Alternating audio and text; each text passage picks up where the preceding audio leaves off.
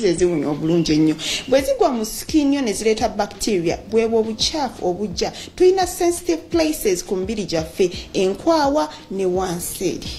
kyebagambye so bwe tutayonja n'ennyindo zino bwe tutaziyonja kwekuunya okwo okuvaayo so it is advisable okubeera nga tunaaba every now and then buli woowulira ate si kibibuuzaako mami ewaka omugee mami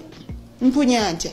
dadi mpunya ntya omanye kozo olusigwa tomanya nti owunya nobeera ng'otambula n'omuunyogo naye ng'ate wandibuuzizaako omuntu n'akola ki ate naawe omuntu ali awo wobeera n'omunno ng'awunya ku nkwawa si kibi omuga mukwano kozesa kantu kano so enkwawa zino ki ekirala ekireetera enkwawa zino akavubuka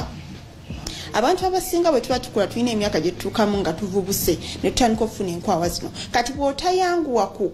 kugyawo kizibu ekyo ne w'oba ozza okula kikusigalako n'obeera nga gwe naturally oli myaka 4 naye teweeyamba ng'oli mu kavubuka n'osigala n'enkwawa zo nga zikola ki nga ziwunya ne zoonoona embeera ensonga endala ey'okubeera nga tuwunya enkwawa eva ku ki ensonga y'okubeera nga tubeera mu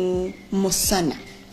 buli wobeera mu musana tonaabye bulungi tokozeseza anything in the armpits deodorants oba abantu abafa abali mu kyalo okukozesa ku bintu womala ofumba emmere amazzi ago malungi nnyo okuganaaba mu nkwawa gaba gagenda kuyamba so buli we tubeera omusana guno guleeta nnyo okubeera ng'oswetinga bw'oswetinga nabagambye nti tulina bacteria obukyafu jamuzi zino zonna zetulondooza twogedde ku bintu bino ki ekibireesa kati tugenda kutunuulira ngeri ki gy'oyinza okuwonamu okuwunya enkwawa mukwano gwange ali awo ensonga esookera ddala yakunaaba banange tunaabire ddala abaami tukola nnyo ogenda okukomayo waka ng'olina omusana gwa mirundi simanyi emeka naye ate n'oyingira obuli bw'omukyalawo n'otanaaba lwaki enkwawa zo tezeewunye so bw'oba ogenda ku mulimu naaba bw'okomawo naaba that is 2 times in a day mwabali ewaka nga you have enough water please beera ng'onaaba enkwawa zaffe zino tuzikuume nga nnyonjo togenda kuddamu kuwunya nkwawa yadde kisikire kivaawo yes kubanga n'ebintu ebisikire ebisinga bivaawo ayinza okuba owunyanga jjajjaawo naye ayinza okuba nga ye teyanaaba nkwawa ezo kati nga gwosobola okukijjawo mu mpola ne bivaawo bulungi nnyo ensonga yaffe ey'okubiri gy'oyinza okukozesa n'owona enkwawa ezo okuwunyirira abakyala mbagambye banaabaami actually n'ensonga y'abaami ddala woba ng'oli mu kyalo nga tolina ssente zigula deodorant nandyogedde ku deodorant y'ensonga ey'okubiri twemanyize ogula deodorant si perfume wabula deodorant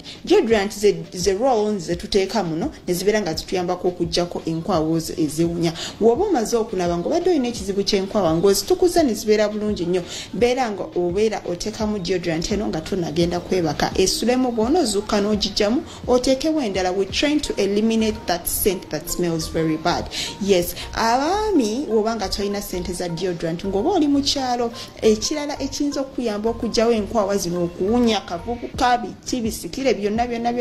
beera ng'ofuna amazzi bwe tufumba emmere ensaaniike mubeeramu amazzi ago ag'ebikolokomba amazzi ago bw'omala ng'okufumba emmere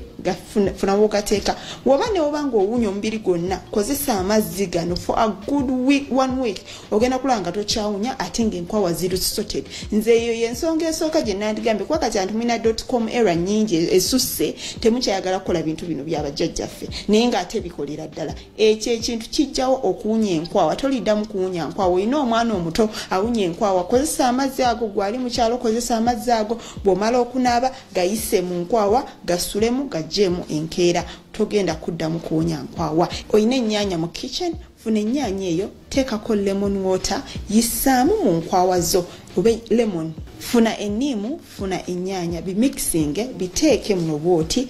birekeemu okumala eddakiika 10 binaabemu woba olina deodorant giteekemu woba tolina go to sleep olunaku olwaleero tugenda kwogera ku cotton knickers oba knickers eza cotton kirungi nnyo okwemanyiza knickers eza cotton kubanga zituyambako nnyo okukuuma nga tetufuna bizibu wansi eyo synthetic knickers oba knickers ezo ezitali za cotton zibeeramu ne chemical oyo bwe yeegatta ne heat kubanga tutuuyana bwe yeegatta aba akuleetera dermatitis ekirwadde ekyo ekyawansi sabumwe abakyala abawunya wansi oba ofunye obuzibu obwo synthetic knickers ziri cheap za layisi yes but zikule